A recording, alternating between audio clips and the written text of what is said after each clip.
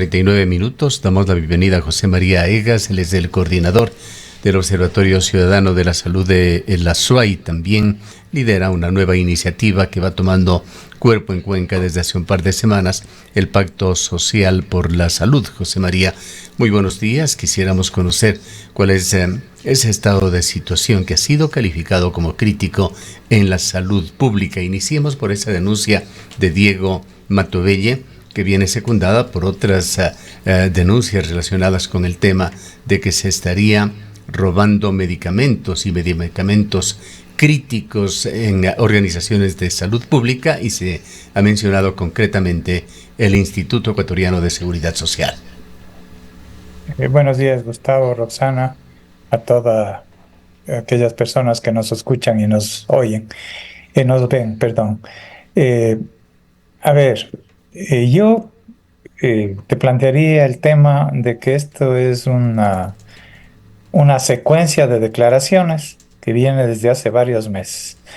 El presidente del IES planteó el robo a nivel del Teodoro Maldonado. Sin embargo, lo que podemos anotar nosotros acá desde la SUAY es lo que está pasando en el José Carrasco y unidades locales. Y te voy a dar con datos. Este rato, más o menos el stock de medicamentos por día, un poquito más del 75%.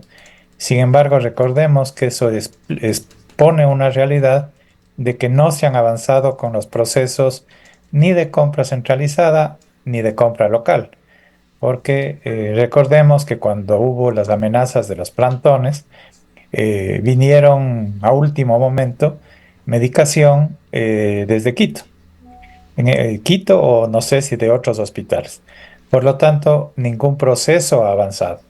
Sabemos que la semana anterior, que es lo que ya anticipábamos desde hace mucho tiempo, han decidido que para la compra de medicamentos complejos se vuelva a que las unidades que lo requieran hagan el proceso de adquisición, porque es imposible con el tema de la heterogeneidad que tenemos en el país, se puede hacer una compra única de ciertos medicamentos cuando la epidemiología varía.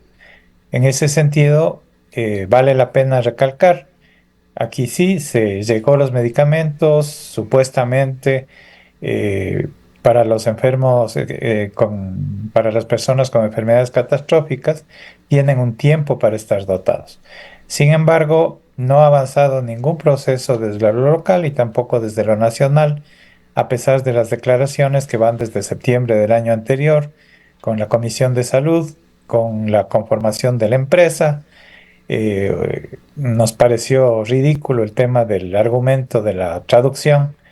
Ya van 3 meses con eso, como si el Estado ecuatoriano, a través del Ministerio de Relaciones Exteriores, no tuviera la suficiente solvencia en ese campo. En ese sentido, creemos que más bien se ha retrocedido en este tema de medicamentos. Hola José María, un gusto tenerte con nosotros esta mañana. También le escuchamos al asambleísta Diego Matovelle afirmando que si bien no se ha logrado concretar todavía esta compra masiva con la India que se anunció y que el presidente con bombos y platillos dijo que ya en pocos días se iba a contar con la medicación necesaria, dice que sí ha habido otros proveedores que están dotando de medicamentos al país. ¿Esto se ha podido verificar? ¿En qué medida estos otros proveedores están aportando y se está dotando al menos de ciertos medicamentos? A ver, si es que eso fuera realidad, yo no creo que hubieran los reclamos de que incluso con el stock que se tiene, no se abastece a la entrega de medicamentos. Estos días salió un aviso de que se cambiaba el horario para las personas que reciben medicación continua. El problema es que cuando entregas medicación continua, lo haces, digamos, si es que lo tienes todo, para X periodo. Pero si no se realizan los procesos, llega un punto en el que se termina el stock y tampoco han avanzado los procesos de adquisición. Lo que nos damos cuenta es que no se han avanzado los procesos locales y tampoco el nacional. Ahora, en ese sentido, también algo que ya denunciábamos de hace 3 años es que tampoco ha habido seriedad en el tratamiento con proveedores que incluso han ganado concursos. A veces los proveedores han tratado de ajustarse a sus circunstancias para la entrega de medicamentos y no a las necesidades de los hospitales. Recuerdo una vez que la propia doctora defensora, delegada de la Defensoría del Pueblo aquí en el Azuay, al saber que había, creo que, algunas decenas de proveedores incumplidos, les convocó. Resulta que de una semana a otra quedaron únicamente 3 o 4 proveedores que no cumplían ese requisito. Lo que quiere decir que sí hay un juego por parte de proveedores, si es que ese fuera el caso. Ahora, esa es la realidad que este rato se vive. Sin embargo, se mantienen incógnitas que quisiera conversar con ustedes. Veníamos trabajando desde varias administraciones y gerencias anteriores en el cambio de toda la tubería Ujú. de agua potable, incluso con presencia y autorización y avales y financiamiento de la instancia central de infraestructura. Sin embargo, ese proceso se paró. Hicimos un llamado con la Defensoría a las actuales autoridades para que aclaren cuál es la situación. En la Defensoría, hace varias semanas, se planteó que ese contrato que tenía, incluso porque conocimos un informe desde Quito, que exigía que se continúe, eso se lo iba a continuar, que nos iban a mandar información a la Defensoría, ni siquiera a nosotros, y que lo que faltaba es concretar el tema de fiscalización. Hasta este momento no ha llegado ninguna información del hospital. No sabemos si ese proceso continúa, no continúa, qué pasó con la fiscalización, y ya era catalogado como un proceso urgente por la situación de las tuberías y lo que eso puede significar para los pacientes. Más aún, con ese informe, incluso tenían la obligación de continuar, situación que hasta el momento, dentro de la opacidad con que se maneja en estos temas, no sabemos si continuará, si habrán cambiado, si habrá caído el contrato y si es que se lo va a hacer, porque incluso el financiamiento ya estaba aquí. De ¿Cómo la, está con esta situación el abastecimiento de agua potable en el Hospital José Carrasco actualmente? el abastecimiento sigue dándose porque tiene cisternas. El problema es que de esas cisternas tienes acceso al uso diario, digamos, del líquido vital. El problema es que desde las tuberías matrices que suben el agua a los pisos superiores y luego la distribución en todos los servicios, baños, lavabos, etcétera, está podrida la tubería. Y en Exactamente, muchos por de eso le los preguntaba, servicios, una tubería no solamente debe garantizar el transporte, debe garantizar la calidad. No puede convertirse en un cuando vehículo de contaminación del agua, y en un hospital la calidad del agua tiene que ser óptima. Pues totalmente. creo que está de más dar las razones por las cuales, pero sobre todo por el eventual consumo de personas delicadas en su salud. Totalmente de acuerdo, Gustavo, más aún cuando vino la comisión, que vinieron varios personeros desde Quito para demostrar el tema de la validez de los procesos que habían ellos mismos impulsado. Rompieron en algunos sitios la tubería existente, tomaron fotos y se veía la tubería oxidada y que en algunos casos trataron de hacer pasar una varilla de hierro por la tubería para ver la cantidad y la calidad del agua que pasa, y en ese sentido ni siquiera la varilla de hierro pasaba adecuadamente. Entonces, esa es la situación. Incluso hay fotos, hay informes y lo que sí sabemos es que igual que se han cambiado personal, también cambiaron personal de mantenimiento, que es el que venía siguiendo este proceso, impulsando este proceso. Y en ese sentido no sabemos la razón, por la cual no se sigue. La defensora del pueblo la semana anterior estuvo en el hospital, tampoco le pudieron dar una información pertinente sobre este Además, caso. José María, sobre este mismo caso había la preocupación de que se intentaba más bien darle de baja este proceso. No sabemos con qué intención, pero esto implicaría iniciar nuevamente un proceso con todas las complicaciones que implica la compra pública aquí en nuestro país.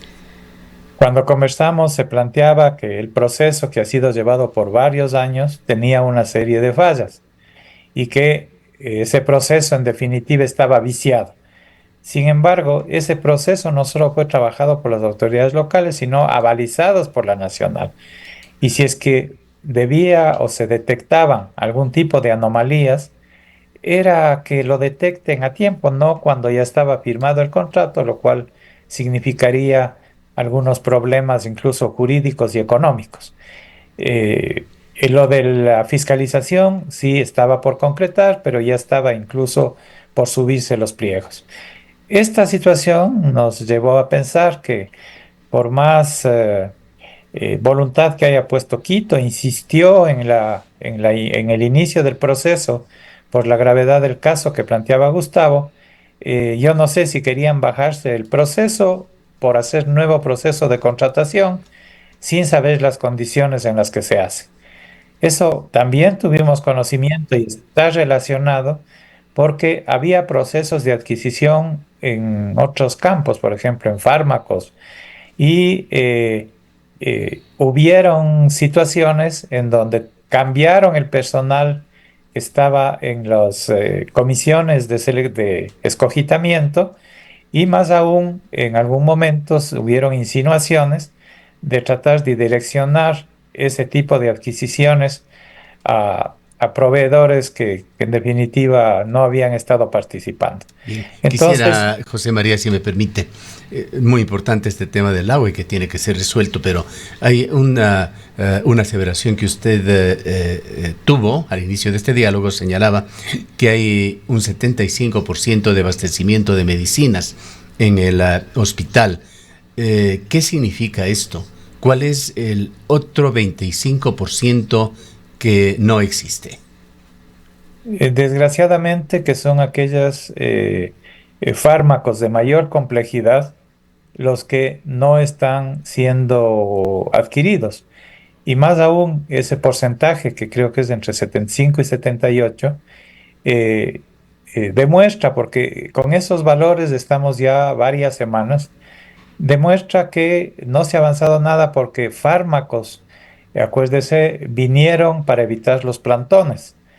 Entonces, no es que han disminuido porque se han comprado, sino que han disminuido porque, sobre todo por la presión ciudadana y los procesos de judicialización, tuvieron que conseguir fármacos de ese tipo de otro lado. También nos preocupa el tema, hace 2 o 3 semanas cambiaron a la coordinadora de salud del IES aquí en el Azuay, una profesional que incluso había sido coordinadora zonal del ministerio, que empezó a tratar de poner orden en lo que era el tema de derivaciones y pagos a prestadores privados, a prestadores externos. Fue removida de improviso hace 2 o 3 semanas, seguramente a partir de los informes que solicitaba, y eso también pone en un proceso de opacidad lo que es la contratación de prestadores privados. Si es que no se ha hecho nada en el mejoramiento del hospital, porque incluso las 100 camas que salió el gerente a decir que se lo ha adquirido, eso es un proceso que ha venido también de varios gerentes y de algún tiempo. Por lo tanto, lo que hicieron es entregar algo, unas 100 camas que ya estaban adquiridas. Entonces, fuera de eso, no ha cambiado en nada el tema de la atención oncológica, el tema de atención de diálisis. Habíamos cuestionado también el tema de neonatología, que el hospital tiene más, a ver, todas las áreas del hospital atienden con alrededor de 100 camas en muchos casos. Es decir, de 25 camas para cada especialidad.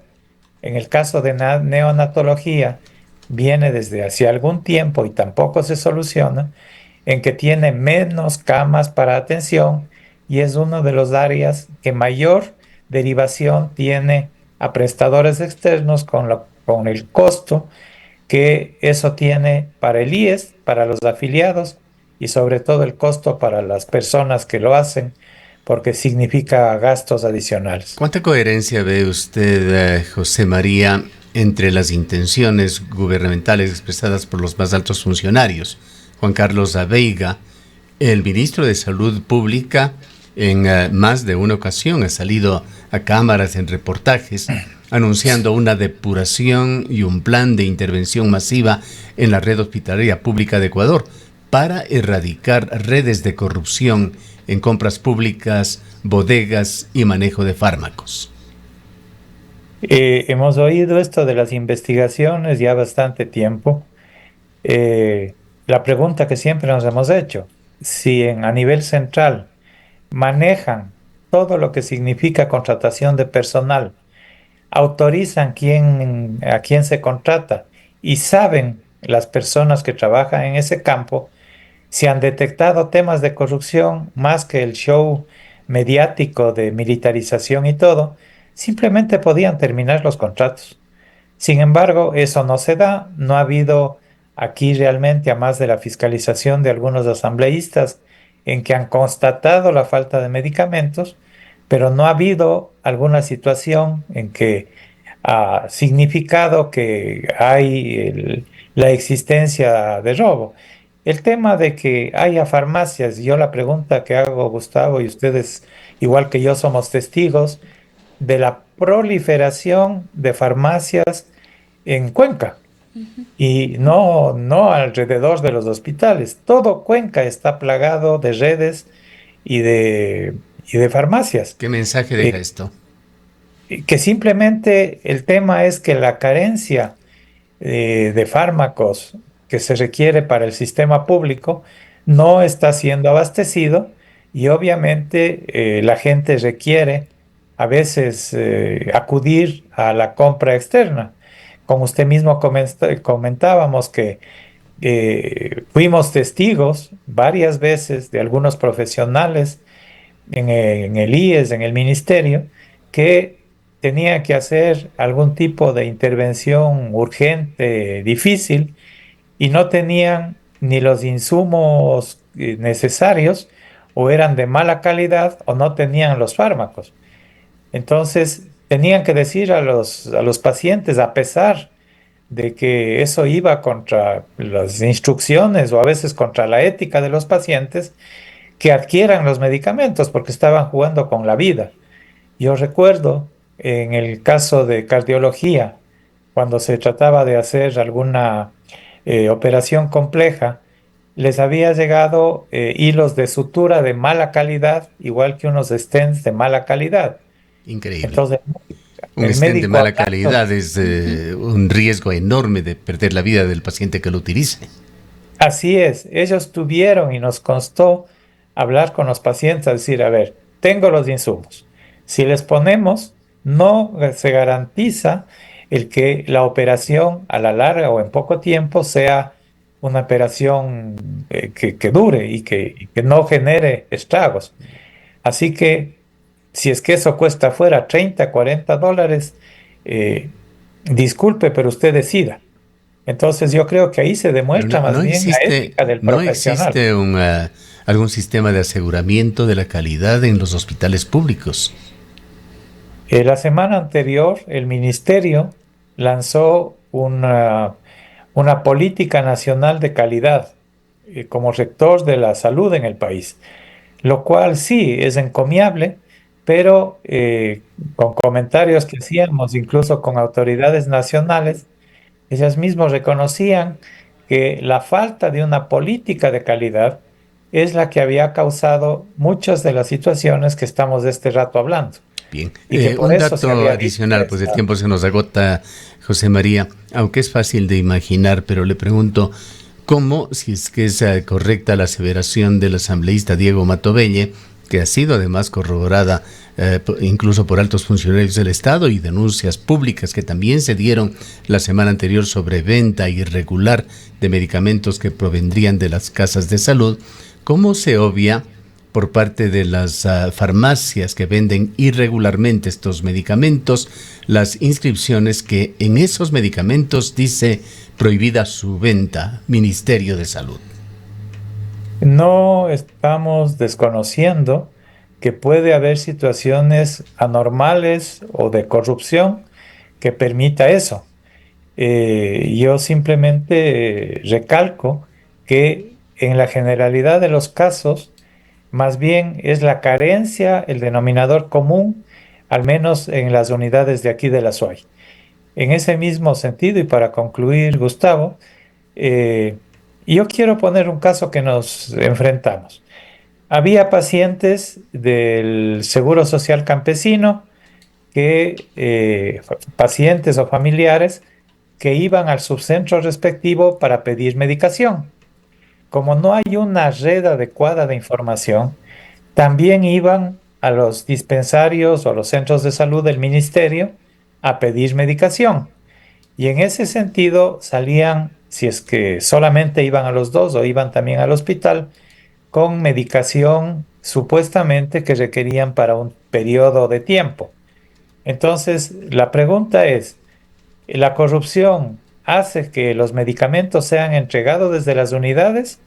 ¿O también hay ciudadanos inescrupulosos que utilizan esa falta de un sistema de información y de referencia y contrarreferencia, que sacan los fármacos de diferentes lados, y obviamente también ellos pueden hacer negocio de eso? Bien. Antes de que se retire, José María, no puede dejar de contarnos qué ha sucedido, cómo ha avanzado el Pacto Social por la Salud, que ha sido promovido por usted y organizaciones ciudadanas, gremiales, académicas.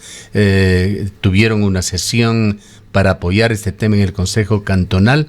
Esto fue ya el 6 de agosto, han pasado 11 días y quedó el anuncio, además de expectativa, de una convocatoria a un Cabildo Popular por la Salud. Sí, bueno, estamos cerca de 25 organizaciones. Tuvimos una muy buena acogida de la alcaldesa, de las señoras y señores concejales. Creo que simplemente demostrábamos algo que ya sabían, que es la crisis en varios aspectos de la salud y la necesidad de que la ciudadanía se exprese como una propuesta y un exhorto, que es la necesidad del cabildo. Eso fue el jueves, como usted dice, el 6. Ayudamos en la elaboración del informe, fue revisado por los profesionales jurídicos de las comisiones respectivas. Se entregó el informe el día miércoles de la semana anterior.